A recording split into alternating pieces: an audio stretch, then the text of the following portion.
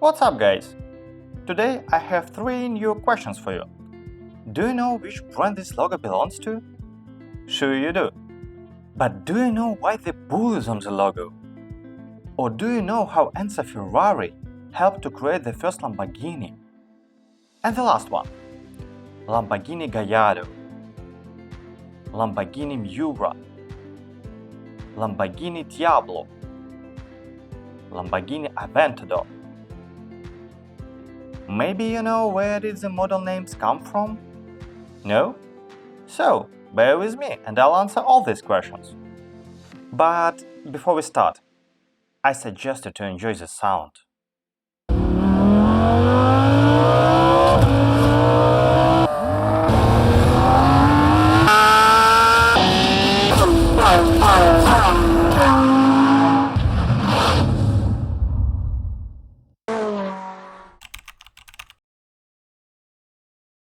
Nowadays, Lamborghini is more than just a fast, impressive and a high-performance car.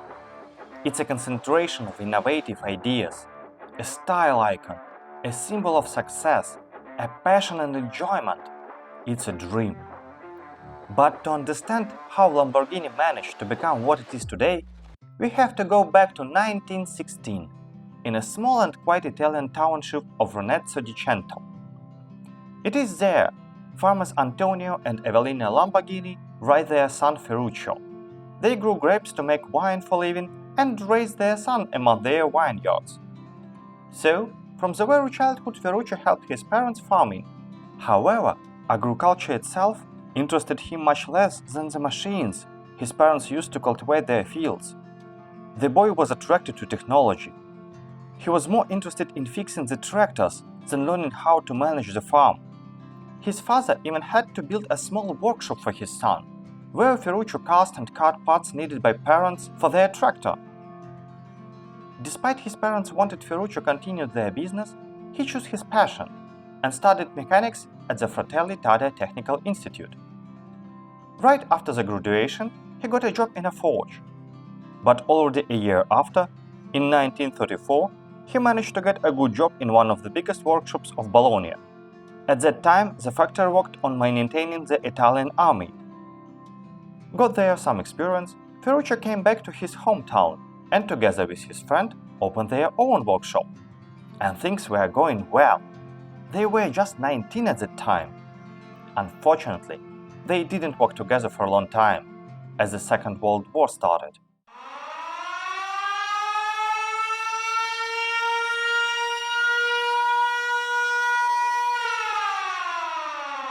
Ferruccio was drafted into the Royal Italian Air Force. But when his mechanical abilities were discovered, he was sent to the Greek island of Rhodes. At that time, it belonged to Italy. There he gained a valuable experience of working with military vehicles and tractors. By the way, the island became fateful also because it was there where Ferruccio met his future wife, Clelia Monti. In 1943, after Italy surrendered and Germany took over the Greek island of Rhodes, Ferruccio decided to stay as a civilian, and with the permission of Germans, he opened his own mechanical workshop, where he worked till 1946.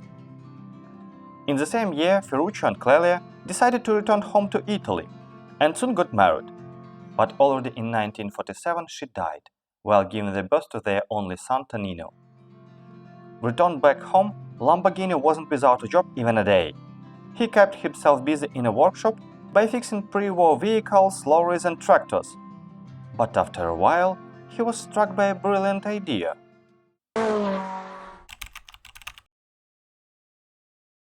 Italy desperately needed to increase its agricultural production to recover after the war. But it needed better equipment to make that possible. Ferruccio noticed that half of the farmers couldn't afford to buy tractors. The others couldn't afford to run their tractors because of the skyrocketed prices of petrol due to the post-war. Agriculture was almost the only way to stay alive in those days in Italy. On that moment, there were a lot of unnecessary post-war vehicles, which could be bought for a penny. That was the plan: to take an old British Morris engine and modify it to run on a cheap diesel instead of expensive petrol. They still needed petrol to get started, But once they were started, the engine switched to the much cheaper diesel fuel. It was an incredible innovation, but it didn't scare Ferruccio. The first Lamborghini tractor was already presented in 1948. It was named Carioca, and Italy went nuts over it. Reliability, ease of maintenance, and attractive price made farmers to stand in line. Inspired by success, Ferruccio borrowed 10 million liras backed by his family's grape farm, hired new employees, and bought 1,000 of engines. That's how world-known Lamborghini Tratory was born.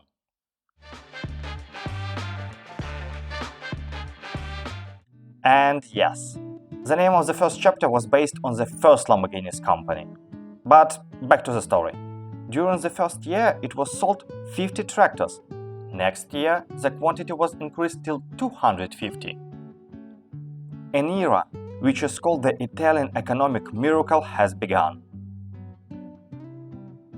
Demand was growing rapidly, so in 1951, Ferruccio built a new factory. In the same year, a new tractor L33 was introduced to the world, whose popularity only helped Lamborghini to strengthen their position. Things were going good for Ferruccio. Lamborghini was one of the biggest tractor manufacturers in all of Italy. By that time, Ferruccio was one of the richest men in the country. But it wasn't enough for Lamborghini.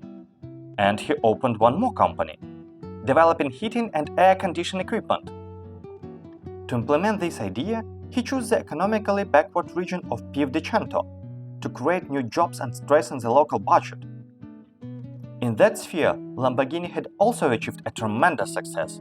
Modern heating system replaced obsolete coal heating system immediately.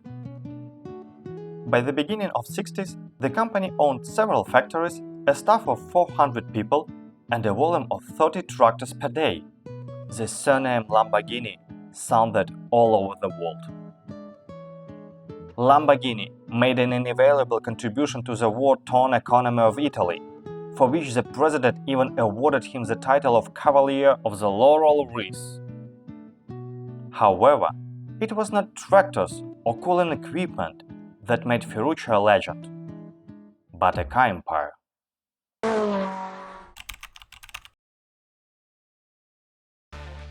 As far as you already know, Lamborghini was a very rich man by that time.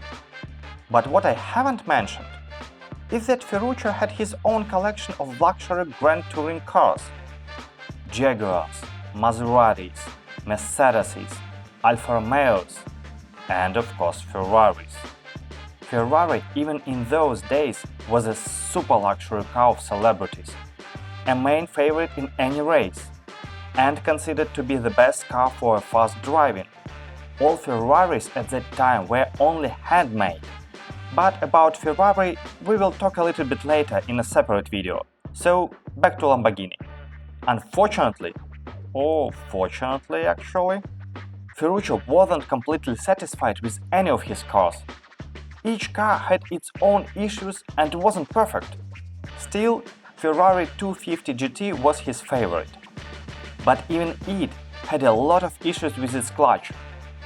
And after finally getting sick of all the repair bills, Ferruccio straightforward went to Enzo Ferrari to complain on the clutch and to discuss how to modify it. He wanted to help, to suggest the improvement, to solve the issue. But Enzo didn't see it this way.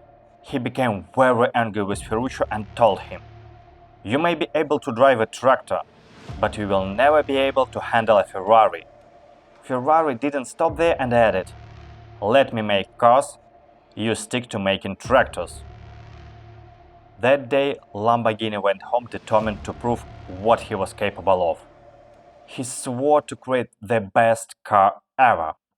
So, in 1963, Ferruccio founded his most known company, Lamborghini Automobiles. Ferruccio decided to show his car at Turin Auto Show in 4 months' time. It even sounds impossible. Just for the context, nowadays the car development process takes about 5 years. But there was nothing impossible for Lamborghini.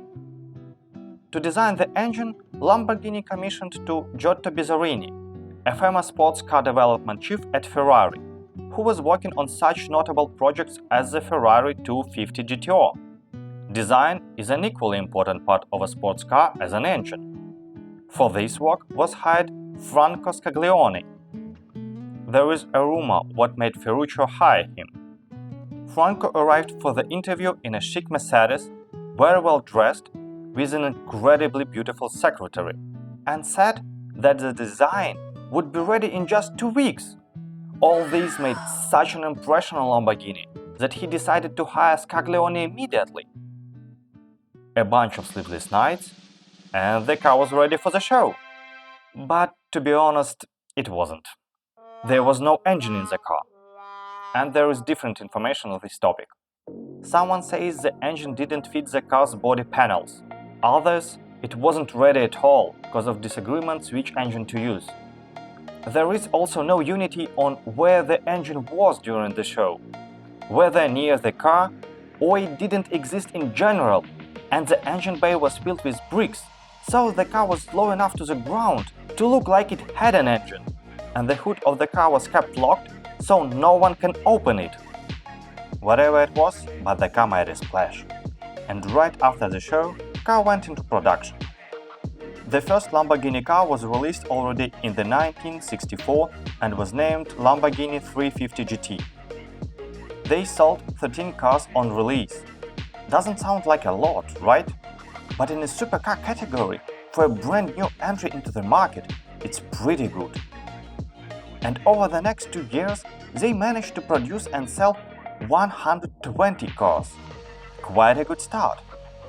But not good enough to overthrow the Ferrari. 1966 brought iconic Lamborghini Miura. It was the first car in history seen a production road car with a rear mid-engine layout, a standard that is still in use today. This car was kept secret from Ferruccio, since he was against building race cars due to his own racing incident. In 1948, he took part in a prestigious race and crashed into the side of a restaurant. But some of the engineers envisioned Lamborghini Grand Touring cars another way than Ferruccio liked. So, Miura was completely developed as a street race car. When the prototype was presented to Ferruccio, he initially was against the idea. But after a while, he decided he could use the car as a marketing tool to make people talking about his brand. And it turned out to be one of the best his decisions. The car was unveiled to the public at the 1966 Geneva Motor Show. The car Ferruccio had been against at first became a car that put Lamborghini on a par with Ferrari. It was seen in some of the biggest films at the time. Celebrities adopted the car as the ultimate show of wealth. It hadn't ever taken part in races, since there was a Ferruccio's ban. But even without them, it was a tremendous success. But Lamborghini didn't stop and continued its successful streak. The Spada, the Slera, the Jurama, Countach. Lamborghini was on a rise. By the way, Countach, which means an exclamation of astonishment in the Piedmontese language, is said to be the most written about car in history. This model was the first to use so-called Lambados. The 1970s, however, were troubled times for Lamborghini. The problems began with the cancellation of exporting tractors to Bolivia and South Africa. They were some of the biggest importers of tractors at those times. Lamborghini had a deal with the government of Bolivia to send them 5,000 of tractors, but the president of Bolivia died in a plane crash. His death triggered a series of military coups, and as a result, Lamborghini's deal was cancelled. It was a serious disaster for all the Ferruccio's enterprises. He tried to do his best to keep them alive, but unfortunately was forced to sell his tractor company and 51% of Lamborghini automobiles. The problem didn't stop there. In 1973, the global stock market experienced a dramatic crash, and at the same time a global oil crisis started. The fuel prices increased sharply and threw the automobile industry into the collapse. Moreover, the strikes and unionization became more and more widespread at that time. All of this was too much for Ferruccio, and he decided to retire early. so sold the remaining 49% of his shares in Lamborghini. Ferruccio returned to his roots as a farmer and even managed to build a successful wine business. Talented person is talented everywhere. It can be said that he fulfilled the desire of his parents, who wanted him to continue their business. And if you listened carefully enough, you might have noticed that Lamborghini also had a heating company. Right, he managed to keep it and gave it to his son Tonino. This is where the story of Lamborghini family ends for us. But what have happened to Lamborghini companies next?